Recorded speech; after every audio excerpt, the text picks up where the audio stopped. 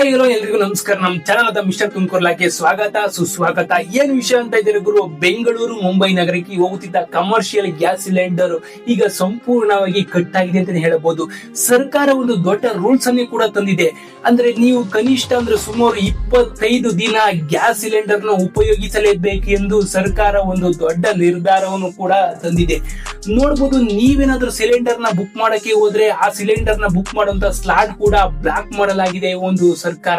ಅಂದ್ರೆ cylinder book ಮಾಡುವಂತ app ಗಳಿಗೆ ಸರ್ಕಾರ ಈ ಒಂದು ರೂಲ್ಸ್ ಅನ್ನು ಕೂಡ ಜಾರಿಗೆ ತಂದಿದೆ. ಇದಕ್ಕೆಲ್ಲ ಕಾರಣ ಏನಪ್ಪಾ ಅಂದ್ರೆ ಇರಾನ್ ಮತ್ತೆ ಅಮೆರಿಕ ನಡುವೆ ನಡೆದಂತಹ ಈ ಒಂದು ಯುದ್ಧ ಕಾರಣ ಇದಕ್ಕೆಲ್ಲ ಅಂತ ಹೇಳಬಹುದು.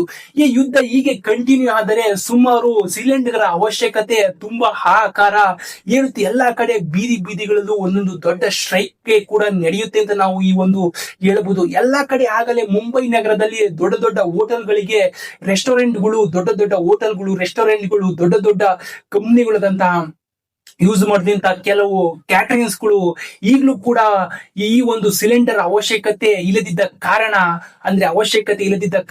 ಈ ಒಂದು ಸಿಲಿಂಡರ್ ಗೋಸ್ಕರ ಈ ಒಂದು ಕಂಪ್ನಿಗಳು ಕೂಡ ಕೆಲವು ರೆಸ್ಟೋರೆಂಟ್ಗಳು ಕೇವಲ ಬಂದ್ ಮಾಡಲಾಗುತ್ತಿದೆ.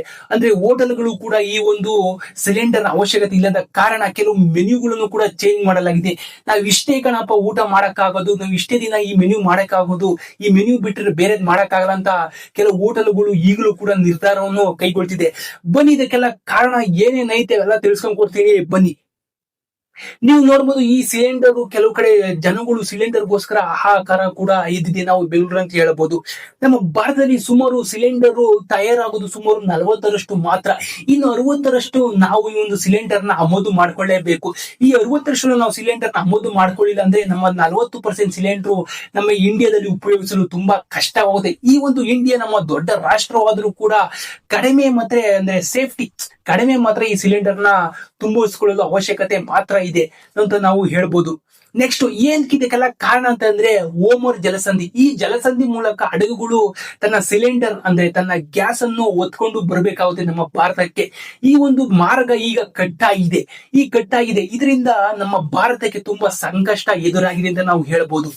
ಏನಂದ್ರೆ ಈ ಓಮರ್ ಜಲಸಂಧಿ ಮೂಲಕ ನಮ್ಮ ಭಾರತಕ್ಕೆ ಸುಮಾರು 5ರಿಂದ 6 ದಿನ ಮಾತ್ರ ಕೂಡ ನಮ್ಮ ಭಾರತಕ್ಕೆ ಈ ಒಂದು ಗ್ಯಾಸ್ ಸಿಲಿಂಡರ್ ಬಂದು ಬಿಡುತ್ತೆ. ಆದರೆ ಈ ಒಂದು ಬುರ್ದಿದ ಸ್ಥಳ ಯಾವುದು ಅಂದ್ರೆ ಸೌದಿ ಅರೇಬಿಯಾ, ಕತಾರು, UAE ಇಂತ ಸಣ್ಣ ಸಣ್ಣ ರಾಷ್ಟ್ರಗಳ ಮೂಲಕ ಈ ಒಂದು ಓಮರ್ ಜಲಸಂಧಿ ಮೂಲಕ ನಮ್ಮ ಭಾರತಕ್ಕೆ ಸಿಲಿಂಡರ್ಗಳು ಬರುತ್ತಿದ್ದವು. ಈ ಸಿಲಿಂಡರ್ ಕೂಡ ಈಗ ಕಟ್ಟಾಗಿದೆ. ಅಂದ್ರೆ ನಾವು ಈಗ ಅಂಟಾರ್ಟಿಕಾ ಅಮೆರಿಕದಿಂದ ನಾವು ಈ ಒಂದು ಸಿಲಿಂಡರ್ಗಳನ್ನ ಅಂದ್ರೆ LPG ಗ್ಯಾಸ್ ಅನ್ನು ನಾವು ಮೂಲಕ ಹಡಗುಗಳಿಂದ ನಾವು ಎಕ್ಸ್ಪೋರ್ಟ್ ಮಾಡ್ಕೊಬೇಕು. ಈ ಒಂದು ಎಕ್ಸ್ಪೋರ್ಟ್ ಮಾಡ್ಕೊಳ್ಬೇಕಾದ್ರೆ ಸುಮಾರು ನಮ್ಮ ಭಾರತಕ್ಕೆ ಬರಬೇಕು ಅಂದ್ರೆ ಸುಮಾರು 45 ದಿನ, ಅಂದ್ರೆ 45ರಿಂದ 50 ದಿನ ನಮ್ಮ ಭಾರತಕ್ಕೆ ಬರಬೇಕು. ಅಂದ್ರೆ ಅಷ್ಟು ದಿನಗಳ ಕಾಲ ಈ ಒಂದು ಸಿಲಿಂಡರ್ ಅಂದ್ರೆ ಆಮದು ಮಾಡಿಕೊಳ್ಳುವಂತ ಕಾಲ, ಟ್ರಾನ್ಸ್ಪೋರ್ಟೇಷನ್ ದಿನ ಹಿಡಿತದೆ. ಈ ಒಂದು 45 ಸುಮಾರು 6 ದಿನ ಎಲ್ಲಿ, 45 ದಿನ ಎಲ್ಲಿ.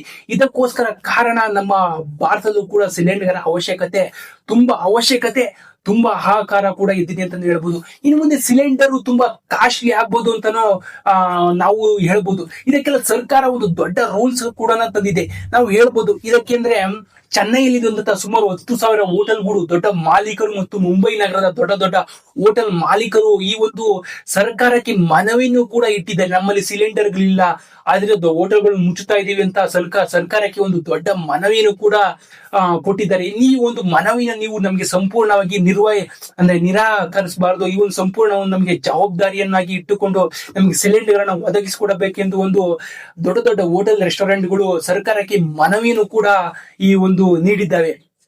ನೆಕ್ಸ್ಟ್ ಬಂದ್ರೆ ನಮ್ಮ ಕೇಂದ್ರ ಸರ್ಕಾರ ಮೊದಲು ಏನು ಜಾರಿಗೆ ತಂದಿದೆ ಅಂದ್ರೆ, ಮೊದಲು ಗ್ಯಾಸ್ ಸಿಲಿಂಡರ್ ಗಳನ್ನ ಡೊಮೆಸ್ಟಿಕ್ ಮನೆಗಳಿಗೆ, ಗೃಹ ಉಪಯೋಗಿಗಳಿಗೆ ಈ ಸಿಲಿಂಡರ್ ನ ಬಳಸಕ್ಕೆ ನೀವು ಮೊದಲು ಮನೆಗಳಿಗೆ ಕೊಡಿ, ಆ ನಂತರ ನೀವು ಹೋಟೆಲ್ಗಳಿಗೆ ಕೊಡಬಹುದು ಅಂತ ಹೇಳಿದೆ. ಮೊದಲು ಸರ್ಕಾರ ಏನಂತ ಹೇಳಿದೆ ಅಂದ್ರೆ, ನೀವು ಮೊದಲು ದಿನನಿತ್ಯ ಉಪಯೋಗಿಸುವಂತ ಊಟ ತಿಂಡಿ ಏನೇ ಆಗ್ಲಿ ಮೊದಲು ಮನೆಗಳಿಗೆ ಸಿಲಿಂಡರ್ಗಳು ಹೋಗ್ಬೇಕು.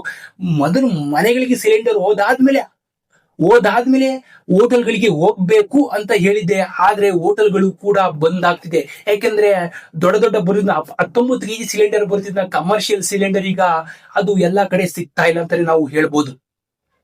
ನೆಕ್ಸ್ಟ್ ನೆಕ್ಸ್ಟ್ ಬಂದ್ರೆ ಕೆಲವು ಹೋಟೆಲ್ಗಳು 20ರಷ್ಟು ಹೋಟೆಲ್ಗಳು ಕೂಡ ಈಗ ಮುಂಬೈ ನಗರದಲ್ಲಿ ಮತ್ತು ಚೆನ್ನೈಯಲ್ಲಿ ಅಂದ್ರೆ ಹೋಟೆಲ್ ಅಷ್ಟು ಕೇವಲ ಮುಚ್ಚಲಾಗಿದೆ ಅಂತ ತಾವು ಹೇಳಬಹುದು. ಈ ಒಂದು ಬೆಂಗಳೂರಿನ ಕಡೆ ನೋಡಬಹುದು ಅಂದ್ರೆ ಬೆಂಗಳೂರಿನಲ್ಲಿ ಐಟಿ ಮತ್ತೆ ನಾನ್ ಐಟಿ ಕೆಲವು ಜನಗಳು ಜಾಸ್ತಿ ಯೂಸ್ ಮಾಡೋದಂತ ಪಿಜಿಗಳಲ್ಲಿ ಎಲ್ಲರೂ ಜನಗಳು ಉಳಿದುಕೊಂಡಿರ್ತಾರೆ. ಸುಮಾರು ನಮ್ಮ ಬೆಂಗಳೂರಿನಲ್ಲಿ ಸುಮಾರು 20,000ಕ್ಕೂ ಪಿಜಿ ಇದೆ.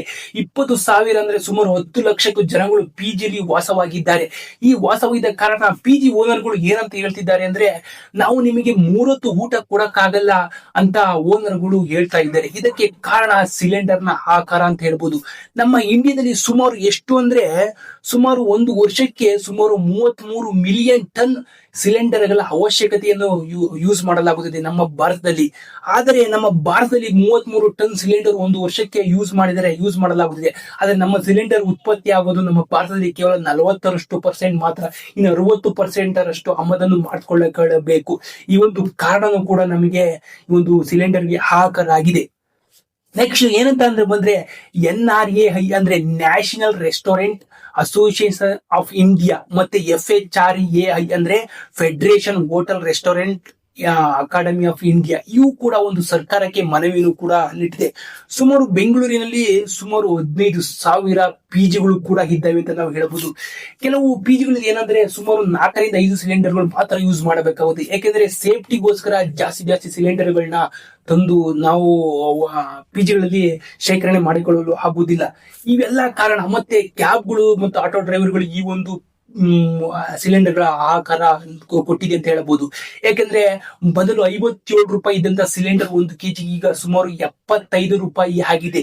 ಈ ಒಂದು ಕಾರಣದಿಂದ ಸಿಲಿಂಡರ್ 10 ರೂಪಾಯಿಗೆ ಹೋಗುತ್ತಿದ್ದ ಆಟೋಗಳು ಈಗ 30-40 ರೂಪಾಯಿ ಕೇಳ್ತಿದೆ ಆಟೋದಲ್ಲಿ ಹೋಗ್ಬೇಕಂದ್ರೆ ಪ್ರಯಾಣಿಕರು ಮತ್ತು ಆಟೋ ನಡೆಸುವ ಚಾಲಕರಿಗೆ ತುಂಬಾ ವಾಗ್ವಾದಗಳು ಸ್ಟಾರ್ಟ್ ಆಗಿದೆ ಅಂತ ನಾವು ಈ ಒಂದು ಸಿಲಿಂಡರ್ ಆಕಾರ ಅಂತ ನಾವು ಹೇಳ್ಬೋದು.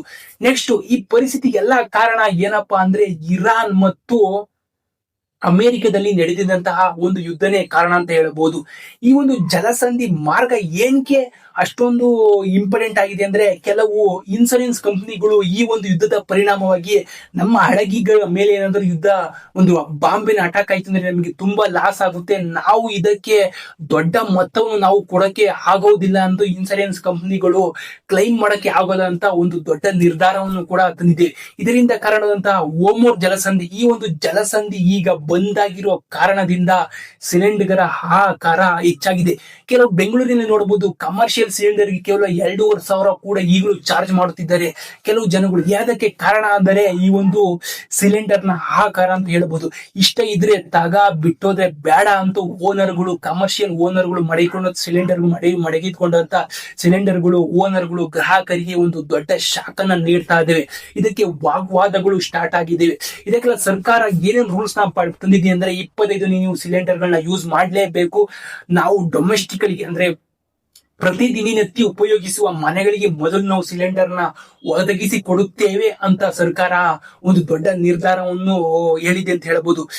ಅಂದ್ರೆ ಇದಕ್ಕೆ ಸಿಲಿಂಡರ್ ಏನಪ್ಪಾ ಕಾರಣ ಅಂದ್ರೆ ರಿಫೈನಿಂಗ್ ಕಂಪನಿಗಳಾದಂತಹ ಸರ್ಕಾರ ಒಂದು ದೊಡ್ಡ ಬ್ರೇಕ್ ಅನ್ನೇ ಕೂಡ ತಂದಿದೆ. ಅಂದ್ರೆ ರಿಫೈನಿಂಗ್ಗಳಲ್ಲಿ ಉತ್ಪತ್ತಿಯಾದಂತ ಒಂದು ಬ್ಲೂಟೇನ್ ಮತ್ತು ಇನ್ನೊಂದು ಪ್ರೊಪೈನ್ ಮತ್ತು ಬ್ಲೂಟೇನ್ ಈ ಒಂದು ಪ್ಲಾಸ್ಟಿಕ್ ಕಂಪನಿಗಳಿಗೆ ಮತ್ತು ರಿಫೈನ್ ಅಂದ್ರೆ ಪೆಟ್ರೋಲ್ ಗಳಿಗೆ ಈ ಒಂದು ಅನಿಲವನ್ನು ಉಪಯೋಗಿಸಲಾಗುತ್ತದೆ. ಈ ಒಂದು ಅನಿಲವನ್ನು ನೀವು ಉಪಯೋಗಿಸುವಂತಿಲ್ಲ, ಇದನ್ನು ನೀವು ಗ್ಯಾಸ್ ಸಿಲಿಂಡರ್ ಗೆ ಮಾತ್ರ ಉಪಯೋಗಿಸಬೇಕು.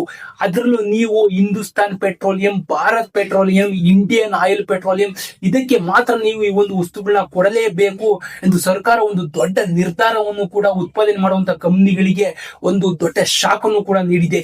ಈ ಒಂದು ಇವೆಲ್ಲ ಸರ್ಕಾರದಿಂದ ಒಂದು ದೊಡ್ಡ ಶಾಕ್ಗಳು ಕೂಡ ಬಂದಿದೆ. ನಮ್ಮ ಭಾರತದಲ್ಲಿ ಸುಮಾರು 10 ಲಕ್ಷ ಟನ್ಗಳಷ್ಟು ಉಪಯೋಗಿಸುವಂತಹ ಸಿಲಿಂಡರ್ಗಳನ್ನು ಸಾಮರ್ಥ್ಯ ಹೊಂದಿದೆ. ನಮ್ಮ ಭಾರತದಲ್ಲಿ ಒಂದು ದಿನ ಕಟ್ಟಾಯ್ತು ಅಂದ್ರೆ ಸುಮಾರು 10 ದಿನ ನಾವು ಯಾವುದೇ ಕಾರಣಕ್ಕೂ ಸಿಲಿಂಡರ್ನ ಆಮದು ಮಾಡಿಕೊಳ್ಳುವಂತಿಲ್ಲ. 10 ಸಿಲಿಂಡರ್ಗಳನ್ನು ನಾವು 10 ದಿನ ಉಪಯೋಗಿಸಬಹುದು ಭಾರತದಲ್ಲಿ ಮಾತ್ರ ಆಗಿದೆ. ಆದರೆ ಈ 10 ದಿನ ಉಪಯೋಗಿಸಿದ್ರೆ ಕೇವಲ 20 ದಿನ ಉಪಯೋಗಿಸಲು ಆಗೋದಿಲ್ಲ. ಆದ್ದರಿಂದ ಆಮದನ್ನು ಮಾಡಿಕೊಳ್ಳಲೇಬೇಕು ಈ ಒಂದು ಭಾರತ ಸರ್ಕಾರ. ನಮ್ಮ ಭಾರತ ಬಿಟ್ಟರೆ ಕೆಲವು ದೇಶಗಳಲ್ಲಿ ಈ ಒಂದು ಪಾಕಿಸ್ತಾನ ಕೆಲವು ದೇಶಗಳಲ್ಲಿ ಸಿಲಿಂಡರ್ಗಳ ಆಕಾರ ಇನ್ನೂ ಹೆಚ್ಚಿಗೆ ಆಗಿದೆ ಅಂತ ನಾವು ಹೇಳಬಹುದು. ಅಲ್ಲಿ ಸಿಲಿಂಡರ್ಗಳು ಸಿಗುತ್ತಿಲ್ಲ. ಸುಮಾರು 4ರಿಂದ 5 ಸಾವಿರ ಒಂದು ಸಿಲಿಂಡರ್ಗೋಸ್ಕರ ಚಾರ್ಜ್ ಮಾಡಲಾಗುತ್ತಿದೆ. ಇದೆಲ್ಲ ಒಂದು ನಡೀತಿದೆ. ಆದ್ರೆ ಭಾರತದಲ್ಲಿ ಇನ್ನೂ ಕೂಡ ಈ ಹಾಹಾಕಾರ ನಡೆದಿಲ್ಲ. ಈಗಲೂ ಕೂಡ ದೊಡ್ಡ ದೊಡ್ಡ ಹೋಟೆಲ್ಗಳು, ಕಮರ್ಷಿಯಲ್ ಹೋಟೆಲ್ಗಳು ಕೇವಲ ಇನ್ನೊಂದು 15 ದಿನ ಇದೇ ರೀತಿ ಆದ್ರೆ ಹೋಟೆಲ್ಗಳು ಮುಚ್ಚಬೇಕಾಗೋ ಪರಿಸ್ಥಿತಿ ಆಗುತ್ತೆ.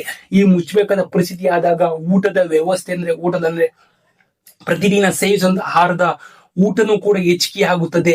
ಇವೆಲ್ಲ ಕಾರಣ ನಿಲ್ಬೇಕು ಅಂದ್ರೆ ಒಂದೇ ಒಂದು ಕಾರಣ, ಒಂದು ಅಮೆರಿಕ ಮತ್ತು ಇರಾನ್ ನಡುವೆ ನಡೆದಂತ ಯುದ್ಧ ದಯವಿಟ್ಟು ಸಂಪೂರ್ಣವಾಗಿ ಬಂದ್ ಆಗ್ಬೇಕು. ಈ ಒಂದು ಬಂದ್ ಆದ್ರೆ ಈ ಒಂದು ಸಿಲಿಂಡರ್ಗಳ ಹಾಹಾಕಾರ ನಿಲ್ಲುತ್ತದೆ. ಇಲ್ಲ ಅಂದ್ರೆ ಇನ್ನೊಂದು 15 ದಿನ ಆದ ಇದೇ ರೀತಿ ಮುಂದುವರೆದರೆ ಇನ್ನು 15 ದಿನಗಳಲ್ಲಿ ಸಿಲಿಂಡರ್ಗಳ ಹಾಹಾಕಾರ ಎಷ್ಟು ಕಾರಣ ಆಗ್ಬೋದು ಅಂತಾನೆ ತಡೆಯೋಕೆ ಆಗಲ್ಲ. ಎಲ್ಲಾ ರೇಟ್ಗಳು ಹೈಕ್ ಆಗುತ್ತೆ. ಇದಕ್ಕೆಲ್ಲ ಕಾರಣ ಅಮೆರಿಕ ಮತ್ತೆ ನಡೆಯುವಂತ ಈ ಒಂದು ಇರಾನ್ ಯುದ್ಧ. ಒಂದು ದೇಶಕ್ಕೆ ಅಂದ್ರೆ ನಾವೇನೋ ಆರಾಮಾಗಿ ಇದ್ದೀವಿ ಒಂದು ದೇಶದಲ್ಲಿ ಅಂತ ನಾವು ಅನ್ಕೊಂಡ್ರೆ, ಪ್ರತಿ ಒಂದು ಪ್ರಪಂಚದಲ್ಲಿ ಒಂದು ದೇಶದ ಮೇಲೆ ಏನಾದ್ರೂ ಒಂದು ದೊಡ್ಡ ರಾಷ್ಟ್ರ ಇನ್ನೊಂದು ಸಣ್ಣ ರಾಷ್ಟ್ರ ಮೇಲೆ ಏನಾದ್ರೂ ಯುದ್ಧ ಪರಿಣಾಮ ಆದ್ರೆ ಇನ್ನೊಂದು ರಾಷ್ಟ್ರಕ್ಕೆ ಎಫೆಕ್ಟ್ ಆಗುತ್ತೆ. ಈ ಒಂದು ಕಾರಣನೇ ಮತ್ತು ಅಮೆರಿಕ ಮತ್ತೆ ಇರಾನ್ ನಡುವೆ ಈ ಒಂದು ನಡುವೆ ಅದರಿಂದ ನಮ್ಮ ಭಾರತಕ್ಕೂ ಕೂಡ ಈ ಒಂದು ಕಾರಣ ಎಫರ್ಟ್ ಆಗ್ತಿದೆ.